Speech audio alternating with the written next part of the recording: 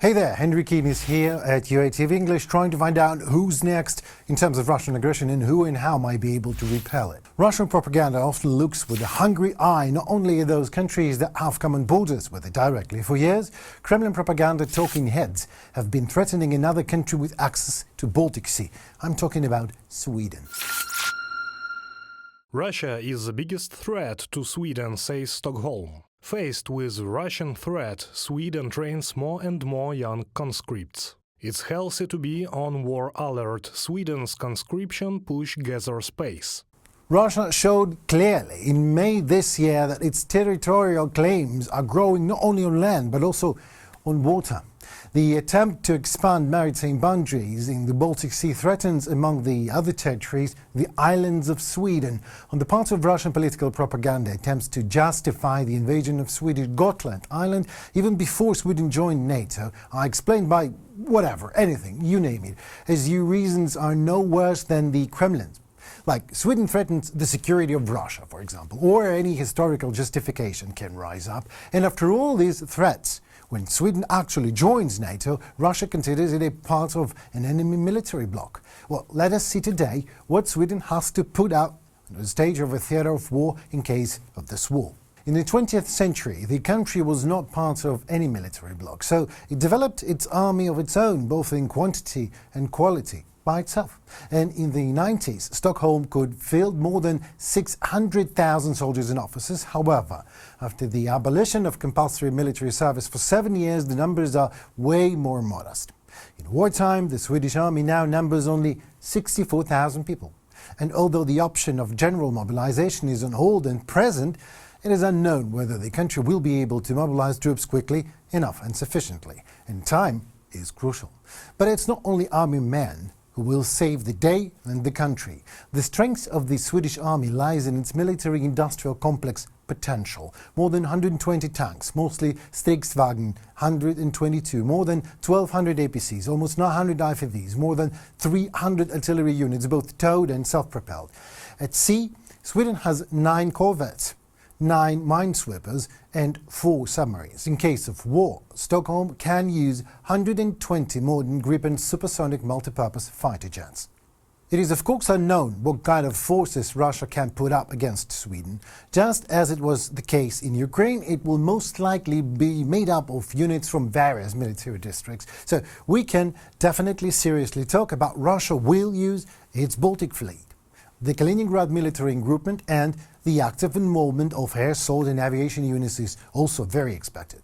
So, for many reasons, the Kremlin officials were pointing at the island of Gotland as a first target in case of war, which would give the Kremlin the opportunity to set a foothold on a military base there so to control the Baltic Sea. That's right. In fact, Russia's only chance in this perspective is a swift, very swift, surprise attack. If, however, Sweden meets Russians in its all-full combat readiness, Moscow's chances are clearly slim. Analyzing the example of Ukraine, it is logical to assume that preparations for the invasion will be disguised as military exercises of the coast of Kaliningrad region. In this case, Russia will be able to redeploy part of Baltic fleet there before the attack and transfer the required number of air assault and missile units from the deeper parts of the country. Currently, the number of Swedish military personnel in Gotland is minimum, to say the least. In 2005, the island was left completely unprotected due to the Swedish army shrunk in size. And although the military presence in Gotland has been constantly growing since 2016, it now consists of only several hundred soldiers and officers in mech battalion and air defense units. Whether this will be enough and sufficient to repel possible Russia's invasion, again, depends on the swiftness of the Russian attack and preparedness state of Swedish forces, and how well the island is fortified, of course. If Russia fails to capture the island in a few days, then it will have to meet not only the entire Swedish army, but also numerous units of NATO allies. Due to the fact that Sweden is well equipped and the overwhelming majority of military equipment is produced on its own, the country has a high chance of withstanding the onset of a Russian invasion. And due to the other fact, the Kremlin's goals and plans are actually unknown, the Swedish General Staff is surely not sitting idly by. I am sure that Putin even has both eyes on Gotland. Putin's goal is to gain control of the Baltic Sea. If Russia takes control and seals off the Baltic Sea, it would have an enormous impact on our lives in Sweden and all other countries bordering the Baltic Sea. We can't allow that. The Baltic Sea must not become Putin's playground where he terrifies NATO members. Michael Biden, Supreme Commander of the Swedish Armed Forces. Well, the fact is, the Swedish government has recognized Russia as the greatest threat to the country in the near future and is doing everything possible to protect the island. Sweden produces new, more powerful air defense systems and increases the quantity of the troops also. Already in the spring of 2022, Stockholm decided to invest about $160 million in improving the island's military infrastructure. We are talking here about 4 new Navy corvettes in production. In addition, Sweden constantly conducts exercises in the Gotland region. Joint exercises with Poland took place right before the country joined NATO. And this year, American Marines joined the maneuvers at Baltops.